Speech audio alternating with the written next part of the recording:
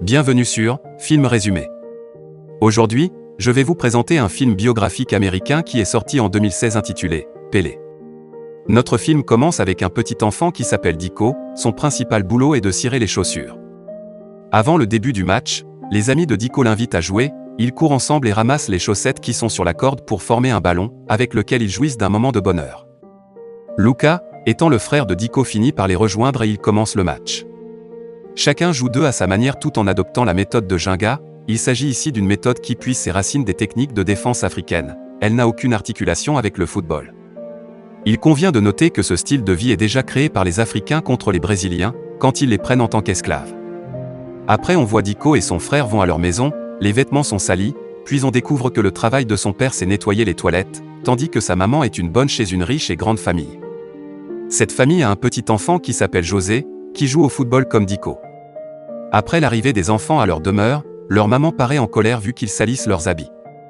Le père de Dico écoute le match à la radio avec un groupe d'hommes, puis le commentateur annonce que le résultat est l'égalité, un but pour le Brésil et un but pour l'Uruguay.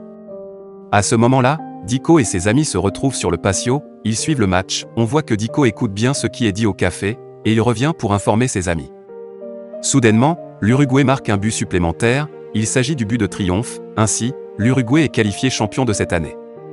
Les amis de Dico sont partis à leur maison un par un, après au long du trajet, Dico promet à son père de remporter la Coupe du Monde du Brésil, mais son père lui dicte de s'acharner sur ses études. Le lendemain, la mère de Dico nettoie le sol de la maison où elle travaille, Dico s'assoit à côté d'elle, puis sa mère lui avoue qu'il a épousé son père après ses exploits en tant que footballeur.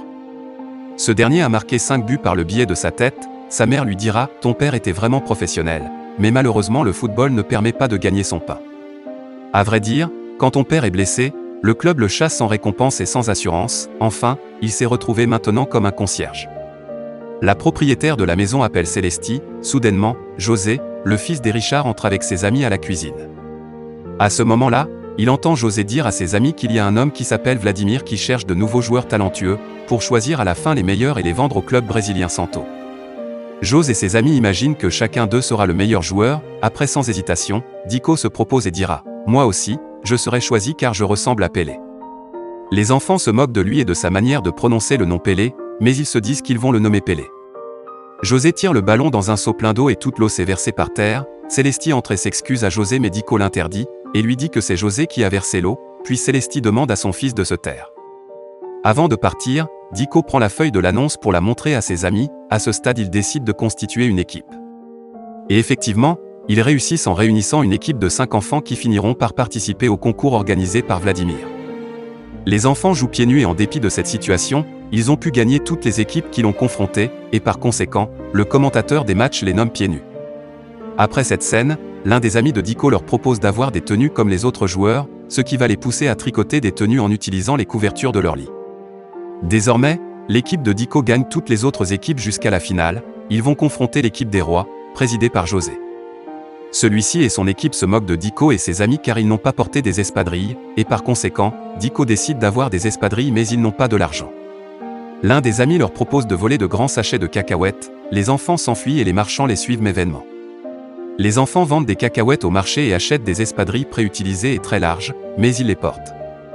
En parallèle, Célestie est inquiète de ce que fait son fils et lui dit que s'il gagne l'équipe de José, ses parents vont la chasser, mais son père intervient et l'encourage. Et voilà, le jour du match est arrivé, Vladimir vient pour voir les joueurs les plus performants, à ce moment-là, Dondino le père de Dico est venu lui aussi pour voir son fils. Puisque les espadrilles sont très larges, l'équipe de Dico n'arrive pas à bien jouer, donc l'équipe de José les vainc, il marque 6 buts. Dico enlève ses espadrilles et joue d'une manière professionnelle, ses collègues enlèvent aussi les siennes et jouent un bon match. Après il marque 5 buts, les spectateurs encouragent vivement Dico et l'appellent Pelé, même si Dico n'apprécie pas ce geste mais il est heureux.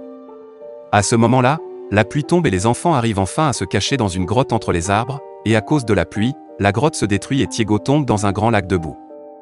Dico essaie de le sauver mais il ne peut pas, il crie pour demander de l'aide. Après les travailleurs de cacahuètes entendent les cris de Dico, et arrivent pour le sauver mais ils sont arrivés tard, et malheureusement ils sortent le cadavre de Diego. Dico rentre à sa maison très triste et il pleure, puis il parle avec sa mère et il lui dit qu'il souffre car Diego est mort à cause des cacahuètes volées.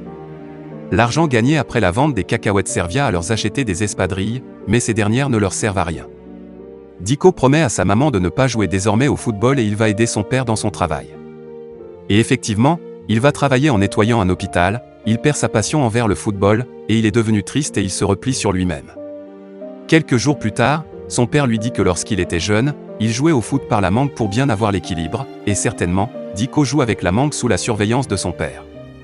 Des années s'envolent, Dicko devient un adolescent professionnel, il profite de son temps libre en pratiquant le football à la mangue. Célestie sent que son fils est heureux car il fait ce qu'il aime. À cet instant, elle fait sortir la carte visite de Vladimir qu'elle gardait depuis 7 ans, et elle appelle Vladimir pour venir voir son fils. Quand Dicko revient à sa maison, il trouve Vladimir, celui-ci lui propose de venir s'entraîner dans le club Santos, et bien sûr Dicko accepte. Après Dicko quitte sa maison pour aller à la ville de Santos. Il fait des tests pour pouvoir accéder au club, il réussit tous les tests et il s'intègre dans le club, mais au début il a retrouvé des difficultés à s'adapter avec le mode de jeu européen. Dicko est frustré, il sent qu'il est devenu faible et il ne peut pas s'intégrer dans le club, il prend sa valise et il décide de retourner à son domicile. Mais Vladimir le suit à la gare, il le cherche partout et quand il le trouve, il s'interroge sur la raison de son départ. Dicko lui dit que l'entraîneur n'est pas satisfait de son jeu, et qu'il ne peut pas jouer sans utiliser le Jenga. Vladimir intervient pour lui expliquer que le Jenga est une compétence apparue dans le VIe siècle, et que le Brésil a échoué dans la Coupe du Monde car il utilise ce mode de jeu. À cet effet, il décide d'annuler ce jeu et de faire recours au mode de jeu européen pour ne pas échouer une nouvelle fois. Vladimir lui ajoute que si tu vois que tu peux utiliser ce genre de jeu, et que tu en excelles retourne donc au club, sinon tu peux partir.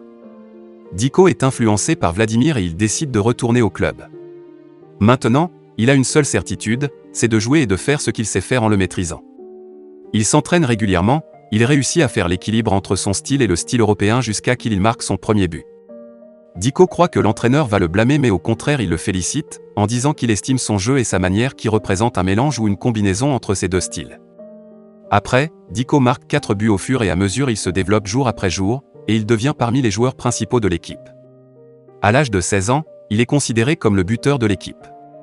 Ensuite, Dicko revient à sa ville pour voir sa famille. Pendant ce voyage Dicko entend dans la radio les noms des joueurs, qui vont être dans la liste principale de l'équipe nationale brésilienne en 1958. Dicko ne s'attendait pas qu'il soit choisi, mais en fait il est choisi en tant que le plus petit joueur de l'équipe, puis on voit une joie ineffable règne dans la maison de Dicko. Après, il voyage pour être présent au congrès. Quand il arrive, les journalistes commencent à poser leurs questions. La première question portait sur la possibilité de faire recours au Jenga lors du match. Dicko prend le micro et affirme c'est là, mais l'entraîneur appelle Dicko et il lui dit que certes le Jenga t'aide à devenir un joueur, mais quand il s'agit de l'équipe nationale, il doit être attentif face au choix de ses entraîneurs. Dicko lui reste un dernier test pour passer au match de l'équipe nationale, mais malheureusement, il joue d'une manière insatisfaisante, car il veut utiliser le style européen et il est blessé au niveau de sa jambe. Dicko appelle sa famille et il présente ses excuses car il a laissé ses études et a décidé de suivre le foot. Sa mère l'arrête et l'encourage pour continuer dans ce chemin. Les matchs du mondial ont commencé vers l'année 1958. Le Suède a gagné contre le Mexique et dans le match du Brésil contre l'Angleterre, 3 joueurs principaux ont été blessés. Et voilà le jour du match entre le Brésil et l'Union soviétique, l'entraîneur n'a qu'une seule solution, c'est de laisser Dicko jouer ce match, même si sa blessure ne s'est pas encore établie. Quand Dicko est arrivé sur le terrain, il a perdu ses repères car c'est la première fois qu'il va jouer dans ce lieu et il est encore blessé, et heureusement, ils ont gagné péniblement par un seul but. Le match suivant sera très difficile car le Brésil jouera contre la France, la première mi-temps est terminée avant que la France ne marque un but. Quand Dicko est au vestiaire, José lui dit que tu es le seul qui sera capable de nous aider à gagner, il le conseille à croire dans son mode jeu et de jouer sans réfléchir. La deuxième mi-temps commence, et Dicko croit en lui-même et il joue à son style, selon son guise et sans s'acharner aux règles qu'on lui impose. Il finit par marquer 3 buts et ainsi le Brésil gagne. À ce moment-là, il leur reste le dernier match qui est contre la Suède. Dondino appelle son fils Dicko et le félicite de sa belle prestation lors du dernier match. Son père insiste sur le fait d'avoir une confiance en soi, et de remonter le côté psychologique de toute l'équipe pour pouvoir vaincre l'équipe suédoise. Dicko est convaincu par les paroles de son père et il profite du temps où ses amis prennent leur déjeuner, et leur propose de jouer au ballon en utilisant le Jenga jusqu'il arrive au bord de la mer. Ses amis sont motivés et ils jouent dans tous les endroits de l'hôtel, dans la cuisine, et les couloirs pendant que l'entraîneur les surveille de loin. Il comprend enfin qu'il a un grand trésor et il doit l'exploiter. Le lendemain, il rassemble les joueurs pour leur dire qu'ils sont devant 2 choix, soit ils utilisent le style européen et ils perdent, soit ils utilisent le Jenga et ils gagneront.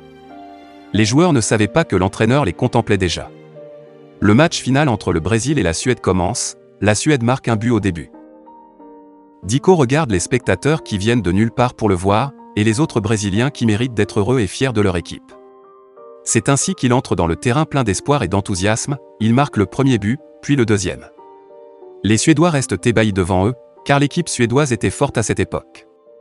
Ensuite, Dico marque le troisième, le quatrième et le cinquième. Le public l'appelait et il en était très heureux. Pelé a remporté la Coupe du Monde, et il est désormais le joueur le plus doué du Brésil, et il demeure le plus petit de toute son équipe. C'est la fin du film. Si vous avez aimé ce film, n'oubliez pas de vous abonner à ma chaîne. Pour voir plus de vidéos comme cela, activez les notifications et laissez un like pour aider la chaîne. Merci d'avoir regardé cette vidéo.